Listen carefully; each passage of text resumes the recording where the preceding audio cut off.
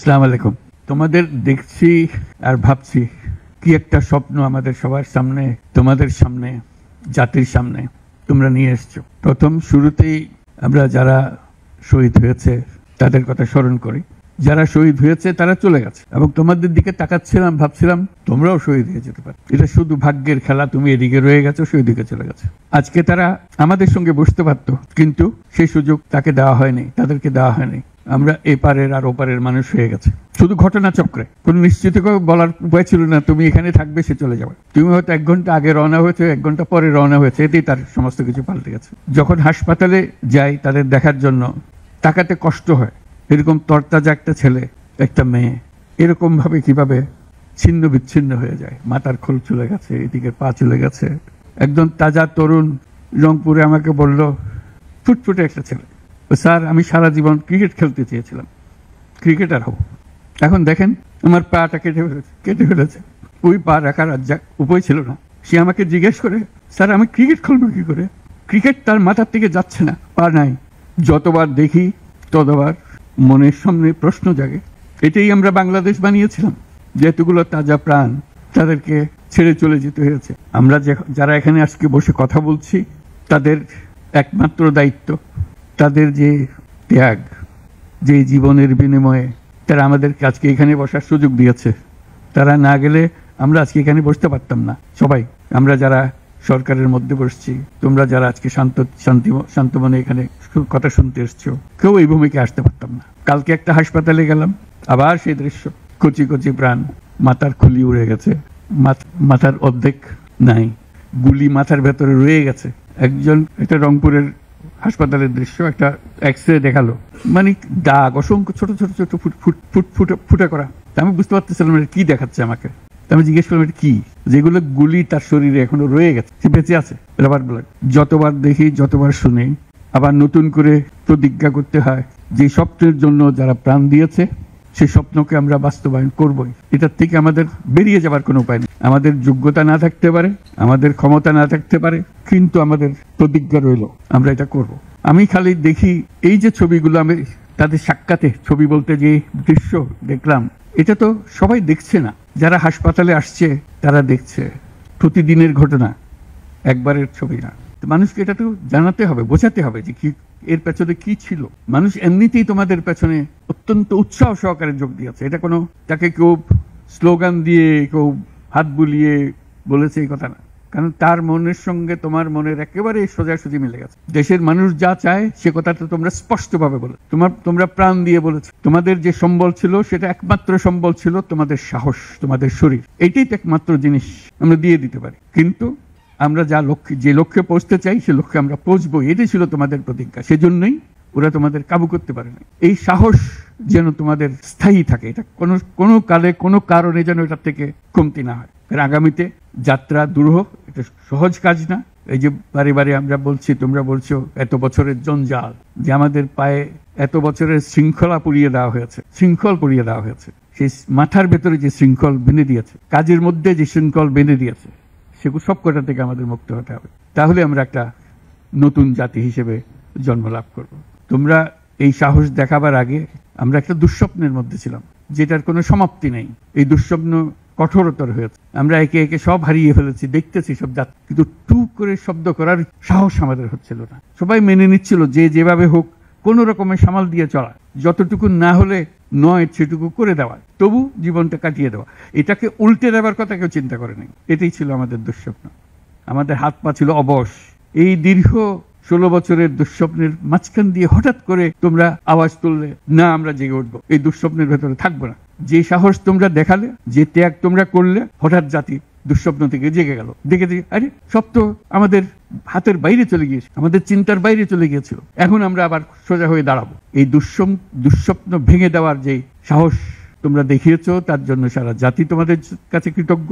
আমাদের চেষ্টা হলো সে জেগে ওঠা জাতিকে নতুন স্বপ্নের দিকে নিয়ে যাওয়া, যে স্বপ্ন তোমরা দেখিয়েছো। যখনই এই অফিসে আসি, তোমরাও ঢুকেছো, চেহারাটা দেখলেই মনে পড়ে তোমাদের একটা ছবি, কিলবিল করছে ছেলেরা, এর ছাদে, এর ওখানে, প্রতি জায়গাতে দখল করছে এই অফিস। মনে পড়ে যে ওরাই তো এই অফিস আমাদের জন্য মুক্ত করে দিয়েছে, আমরা আজকে ঢুকতেছি, তোমরাও ঢুকলে আজকে এখানে। তবে এই অফিস আর সেই অফিস নয়। আমরা নতুন বাংলাদেশের অফিস এটা করে, নতুন বাংলাদেশ গড়ার জন্য আমরা এখানে এসেছি, সেটা যেন সবাই মিলে আমরা করতে পারি। দেয়ালের যে লেখাগুলো যখনই দেখি অবাক লাগে, এত কথা কিভাবে এদের মনে আসলো। এদের পেছনে তো কোনো কবি নাই, কোনো সাহিত্যিক নাই, কোনো পণ্ডিত নাই যে কথাগুলো জোগাড় করে করে দেবে, কিন্তু সারা শহর ছড়িয়ে আছে, অন্যান্য শহরেও আছে। প্রতিটি কথা অত্যন্ত মূল্যবান, ছোট্ট কথা, ছোট্ট ছবি, অত্যন্ত মূল্যবান। আমি প্রথম 2-1 দিন দেখার পরে বললাম যে এইগুলো তো কদিন পরে হারিয়ে যাবে। তাড়াতাড়ি যারা পরিচিত আছে তাদের বললাম এগুলো সব ছবি তুলে রাখো, এগুলো হারিয়ে যাবে। ঢাকা শহরের যত দেওয়াল আছে সব দেওয়ালের ছবি তারা সংগ্রহ করে রেখেছে। একজন আকবরী একটা বই বানিয়ে ফেলেছে ধরে রাখার জন্য, এই মুহূর্ত যেটা হয়ে গেছে সেটা যেন হারিয়ে না যায়। এই বই এখন প্রকাশিত হবে, যারা দেখে নাই, যারা দেখার সুযোগ পায় নাই, দূরে আছে, তাদেরকে যেন আমরা দেখাতে পারি আমাদের ছেলেরা কি করেছে, আমাদের মেয়েরা কি করেছে। তাদের তুলি কেনার পয়সা ছিল না, দোকানদারকে বলছে আমার একটা তুলি কিনে দেন, আমার একটু রং কিনে দেন, ওই তুলি দিয়ে রং দিয়ে তারা এগুলো বানিয়েছে। সেই ছবিগুলো, সেই কার্টুনগুলো বই আকারে যাতে প্রকাশ করে। এবং আমি এখন আমাদের দূতাবাসগুলোকে বলছি, এটা তো আমরা দেখছি এখানে, তোমরা কি করছো, এই ছবিগুলোর অন্তত একটা প্রদর্শনী করো, দুনিয়ার লোকজনকে জানাও আমাদের ছেলে মেয়েরা কি করলো প্রত্যেক দূতাবাসে, যাতে করে আমাদের এই দেয়ালের ছবি, আমাদের এই ভিডিও, যারা যে যত আন্দোলনের যে ছবিগুলো, ভিডিওগুলো দেখানোর জন্য। শুধু বাংলাদেশের মানুষ উতলা হয়ে গেছে নতুন বাংলাদেশ করার জন্য, তাই না? আমাদের যত বাংলাদেশি সারা দুনিয়া জুড়ে আছে, তোমরা একটু আগে বলেছো তাদের কথা, তারা সবাই বলছে যে আমরা আসতে চাই, আমরা এই নতুন স্বপ্ন বাস্তবায়নে শরিক হতে চাই। কাজে তারা, তোমরা যে ঢেউ উঠিয়েছো শুধু এখানকার মনে না, সারা দুনিয়ার বাংলাদেশিদের মনে এই ঢেউ উঠিয়েছে, তারাও যোগ দিতে চায়। যারা বাংলাদেশি নয়, অন্যান্য দেশের তরুণরা, তারা বলছে আমরাও দেখতে চাই, কারণ আমাদের দেশেও এরকম দরকার। কাজে এটা কোনো সীমাবদ্ধ নয় যে বাংলাদেশের মনের মধ্যে তোমরা প্রচন্ড ঢেউ জাগিয়ে দিয়েছো, প্রচন্ড স্বপ্ন জাগিয়ে দিয়েছো, তোমরা সারা পৃথিবীর তরুণকে জাগিয়ে দিয়েছো। আমি অতীতে বারে বারে বলেছি অন্য প্রসঙ্গে যে এই তরুণদের হাতেই সৃষ্টি হবে নতুন পৃথিবী। আমরা যারা বয়স্ক তারা বাতিল, তারা পুরনো চিন্তা ধরে রেখেছে, ধারণ করে রেখেছে, ওদের দিয়ে নতুন পৃথিবী সৃষ্টি হবে না। কাজেই তোমরা যেটা করলা সেটারই একটা সূত্রপাত, যে তরুণদেরকে দিয়েই নতুন পৃথিবীর সূত্রপাত। এটা শুধু নতুন বাংলাদেশের সূত্রপাত না, এটাই নতুন বাংলাদেশের মাধ্যমে নতুন পৃথিবীর সূত্রপাত করছো তোমরা। কাজে এটা বিশাল একটা কর্মকাণ্ডের মধ্যে তোমরা নিয়ে আসছো পৃথিবী। তোমাদের দেখে তরুণরা শিহরিত হবে, তরুণরা আন্দোলিত হবে যে হ্যাঁ তাই তো, ওরা পারলে আমরা কেন পারবো না। তোমরা ইতিহাস। আজকে মনে হচ্ছে সাধারণ কয়েকজন তরুণ সামনে বসে আছে, কিছুদিন পরে এই সাধারণরাই অসাধারণ হিসেবে পৃথিবীব্যাপী স্বীকৃত হবে, যেহেতু তোমরা অসাধারণ কাজ করেছো। সেই কাজে যেন বিরতি না আসে, এটাই হলো আমাদের প্রতিজ্ঞা, যে আমরা যেন করতে পারি। তোমার অনেক কথা তোমরা বলছো, অত্যন্ত মূল্যবান কথা, এখানে দাঁড়িয়ে দাঁড়িয়ে যারা বললে অত্যন্ত মূল্যবান কথা, আমরা যেন ভুলে না যাই। আমরা যারা দায়িত্ব নিয়েছি তোমাদের এই স্বপ্নগুলো বাস্তবায়ন করা, তাদেরকে যেন মনে করিয়ে দিতে পারো আমাদেরকে। আমার একটা প্রস্তাব থাকবে, নাহিদ, আসিফ এবং তোমাদের সবাইকে, অন্তত মাসে একটা করে চিঠি লিখো আমাদের কাছে, শুধু স্মরণ করিয়ে দেওয়ার জন্য। এটা বাকি রয়ে গেল, এটা ঠিক হলো না, কারণ আমরা হয়তো অনেক সময় মাথার থেকে ছুটে যাবে, যেহেতু তোমরা যেভাবে দেখে এসছো আমরা সেভাবে দেখতে জানি না। সেই জানানটা দেওয়ার জন্য আমাদেরকে গুঁতো দিতে হবে, স্মরণ করিয়ে দিতে হবে, যাতে করে আমরা এটার থেকে বিচ্যুত হয়ে যেতে না পারি।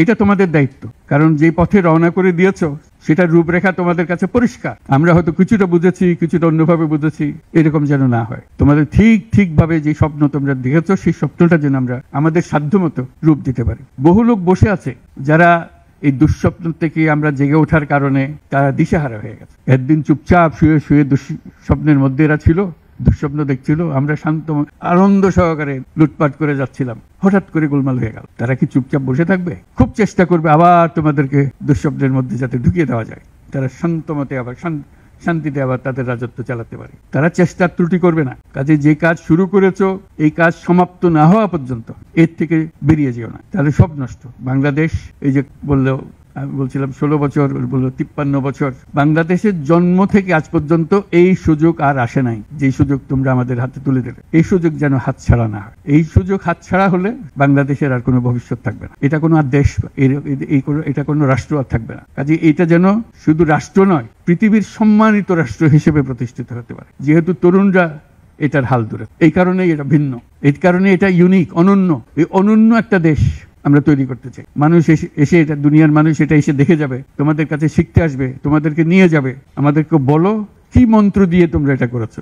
এই মন্ত্রটা তারা শিখতে আসবে। সে মন্ত্র হয়তো তোমরাও টের পাচ্ছ না, এই কি মন্ত্রটা কিভাবে আসলো, কিন্তু একটা বিরাট মন্ত্র তোমরা আবিষ্কার করছো। এই মন্ত্রকে ধরে রাখবে। এই মন্ত্র যদি শিথিল হয়ে যায়, আমাদের কপালে অশেষ দুঃখ। সেই দুঃখ যেন আমাদেরকে দেখতে না। তোমাদেরকে অভিনন্দন, তোমরা নিজ নিজ চিন্তায় অনড় থাকো। যে যত পরামর্শ দেয় এটার থেকে বেরিয়ে আসার এই পরামর্শ তোমরা গ্রহণ করো না। তোমাদের চিন্তায় স্বচ্ছ, তোমাদের চিন্তায় সঠিক, এটা মুঠো থেকে ছাড়বে না, হাত থেকে ছাড়বে না, এবং আমাদেরকে স্মরণ করিয়ে দেবে যদি আমরা এটার এই স্বপ্নের থেকে দূরে সরার কোনো আমাদের কারো কোনো ইচ্ছা নাই এই স্বপ্ন বাইরে যাওয়ার, এই স্বপ্ন বাস্তবায়ন করাই আমাদের সার্বক্ষণিক কাজ। তবে ভুলক্রমে যদি আমরা সীমা অতিক্রম করি কোথাও, আমাদেরকে সঙ্গে সঙ্গে জানিয়ে রাখ। আজকে এই শপথ নিয়ে আমরা আজকের এই সবাই একত্র হলাম। সবাই যারা আজকে উপস্থিত হতে পারে নাই তাদেরকেও এই সংবাদ জানিয়ে দিও যে আমরা একযোগে একসঙ্গে এই কাজে নামলাম এবং এটাকে ইনশাল্লাহ এটাকে সফল করব। ধন্যবাদ সবাইকে।